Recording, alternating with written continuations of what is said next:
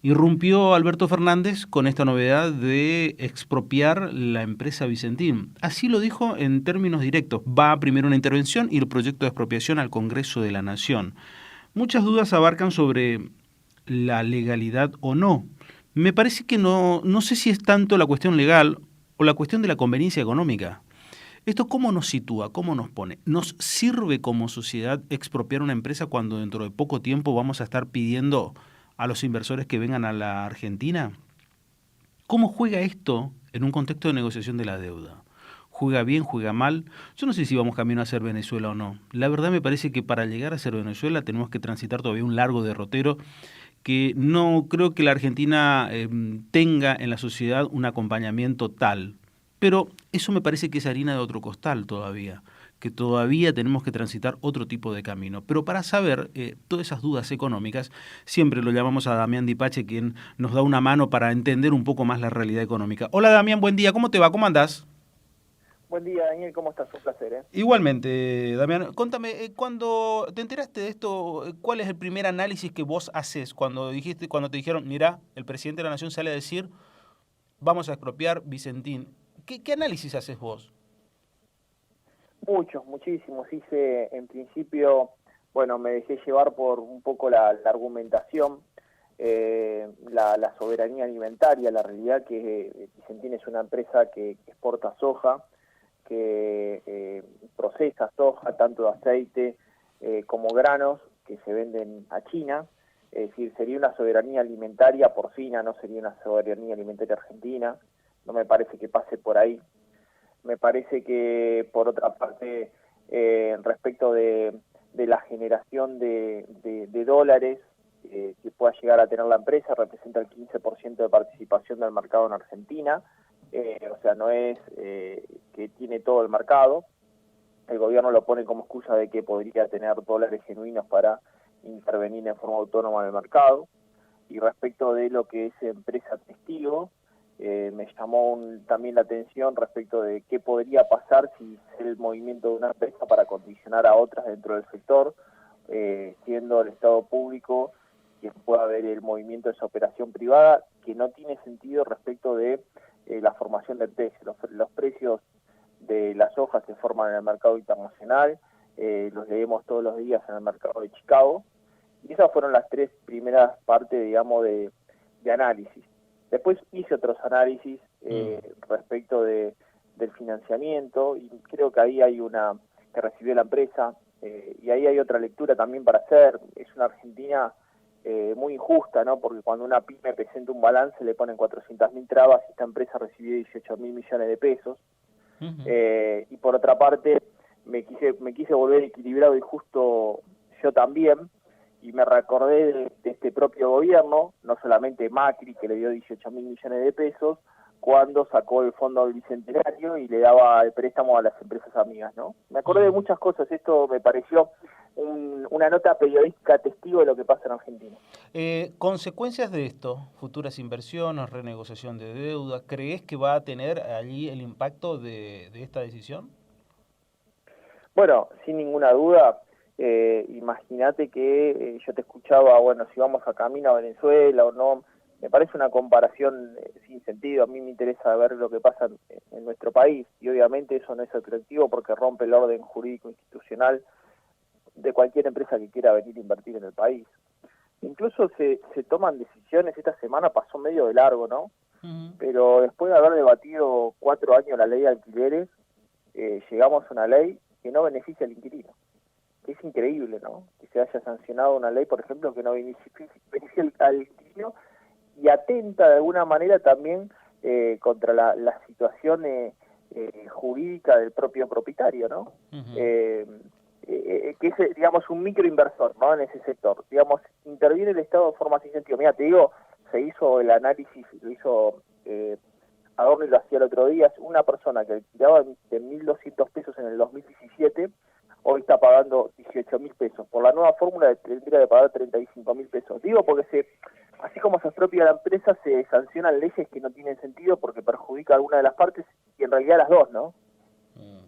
Sí, sí, sí, sí, sí. ¿Te cierra el hecho de que Vicentín esté concursada y no quebrada? y hayan ido directamente a la expropiación? Bueno, claramente, porque en definitiva es una intervención por parte del Estado en el sector privado, si todavía una determinación judicial respecto de la situación de Vicentín, ¿no? Y después, la otra parte, ¿por qué Vicentín llega a esa situación? Y ahí también hay que ver el costado del propio Estado. ¿Por qué una empresa que genera lo que genera Vicentín, por qué se tiene que llegar a una situación de quiebre? ¿Por qué? ¿Por qué una situación, digamos, no está quebrada, está concursada, pero por qué una situación de cuasi quiebre, ¿no? Sí. Digo, ¿por qué se llega a esa situación? ¿Por qué una empresa tan importante llega a esa situación? Porque también pasó con, no sé, hoy se habla de Sancor, hoy se habla de Molinos Cañuelas. O sea, ¿por qué una empresa tan importante no puede ser, digamos, eficiente, con un potencial de mercado? Porque no es que no tiene mercado, no es que sus ventas cayeron, no es que, digamos, ¿por qué sucede esto que llega a una empresa en esta instancia? ¿No? También eso hay que analizarlo, me parece que es el momento adecuado para analizarlo, que Claro. digamos, los medios no lo analizaron por esa vista, ¿no? ¿Por qué llega una empresa a eso? Sí, además en un negocio que hoy, en las últimas 2 décadas, si te decían que había algo rentable era la soja y la exportación de soja, y esta empresa se dedicaba a eso. O sea, ¿cómo va a caer tan rápido una empresa cuando tuvo tanta posibilidad o estaba en el mejor de los mundos, ¿no? Bueno, yo te lo explico un poco Sí. respecto de la participación también que tiene el Estado en ese negocio, ¿no? Mm. Tuviste durante un montón de tiempo un tipo de cambio apreciado. Hoy el tipo de cambio del año 2015 debería ser 44 pesos. Y hoy este tipo de cambio para ese sector no es de 71, 72 pesos, es un tipo de cambio de 46, 47 porque están las retenciones. Entonces el negocio tampoco cierra porque la participación del Estado sobre ese sector es enorme.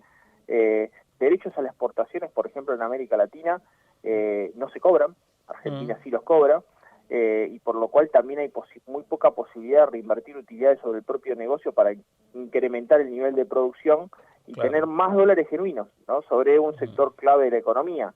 Digo, creo que también ahí hay unas situaciones del Estado, pero cuando ves el caso de granos, cuando ves el caso de lácteos, todos los propietarios de tambos que estaban en Argentina y se fueron a Nueva Zelanda son millonarios, lo estudié el caso, son millonarios. Acá en Argentina están todos fundidos los tambos. Una empresa como Sancor, que era ejemplo en América Latina, la obligamos a vender a Venezuela en el año 2011 y le pusimos al TILRA el gremio la posibilidad de cobrar por parte de sus empleados cuestiones que las empresas lácteas no podían pagar.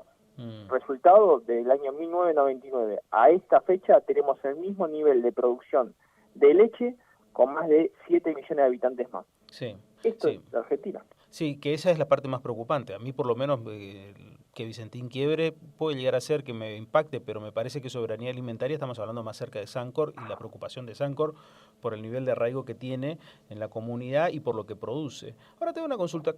En la semana yo pensé que iba a ser más ruido las palabras del ministro, del jefe de gabinete Santiago Cafiero, cuando dijo... hay muchas empresas concursadas en la Argentina, pero no todas van a ser expropiadas. Abriendo la puerta, a mi entender, por sus palabras, el no todas, es decir, bueno, esto no es un camino que se inició y se corta, sino es un camino que recién está arrancando de expropiación de empresas. ¿Vos lo ves así Te, también?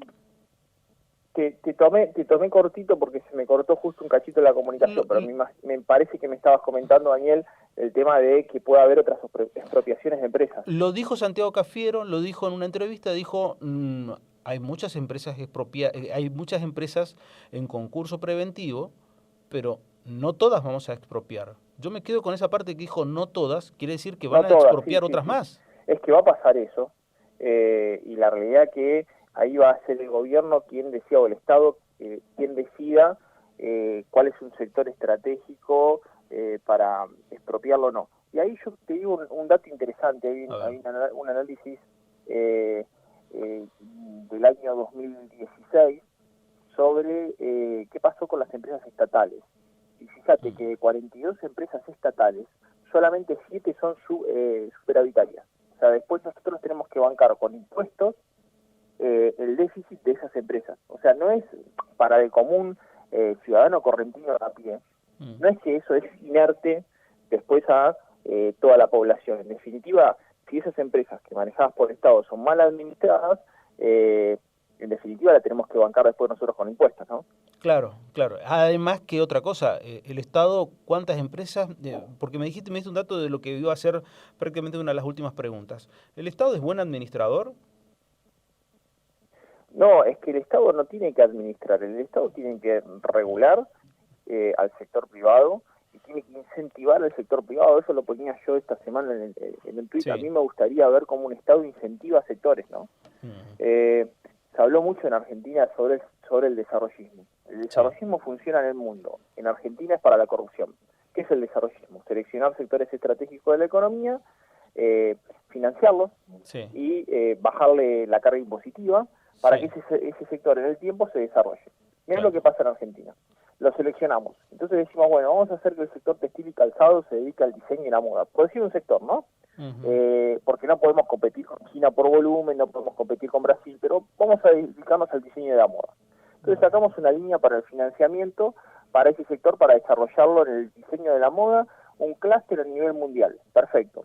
Cuando sale la línea de financiamiento, terminan empresas amigas, empresas fantasmas, este gobierno, el anterior, el anterior, el anterior, el anterior. Entonces, es que terminás desarrollando corrupción que después termina en la caja política para financiar campañas. También eso pasó.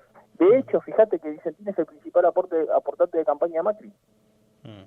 Sí. O sea, pero no, digo, no es solamente eso. ¿Te acordás Nacampop? Sí. Las cadenas de hamburgueserías. Sí.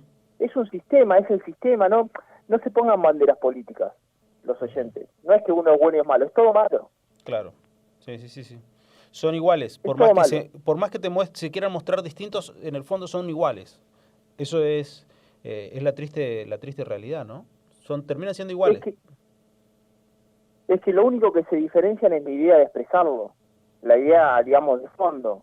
Pero el sistema está mal. Quien ingresa al Estado va a hacer lo mismo siempre, favoreciendo a uno o a otro. Entonces eso, de alguna manera, nunca nos va a permitir desarrollar, nunca vamos a poder crecer, nunca vamos a poder generar riqueza. Yo también decía, bueno, en definitiva, ¿cómo estamos hoy respecto al año 2002 o 2003? Y estamos peor. ¿Por qué?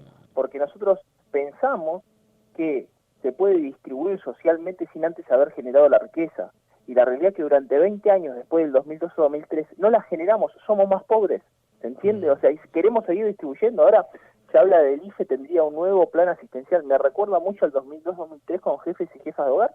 Claro. A los planes trabajar. Sí. Me recuerda mucho. O sea, después de esto vamos a terminar con más IFEs. A ver. Entonces nunca se piensa en generar riqueza para distribuir. Lo importante es distribuir, después veo. Yo todavía recuerdo aquel discurso de Rodríguez A. como presidente, cuando asumía en el Congreso de la Nación, diciendo, voy a crear 1 millón de trabajos. Y lo que creó fue un plan asistencial. Y después llegó Dualde y dijo, no voy a crear 1 millón, voy a crear 2 millones, y creó plan jefe y jefes de hogar. Eso recuerdo claramente y de ahí no se modificó nunca más. Y ahora el IFE sería una nueva fórmula. Pero son realidades de nuestra querida República Argentina. Damián, te mando un abrazo y gracias como siempre con nosotros por tu generosidad de disponer tanto tiempo. Un placer, Daniel, que tenga muy buen día. Saludo para todos los correntinos. Gracias, igualmente. Damián Di Pace, un gran periodista que habla sobre economía.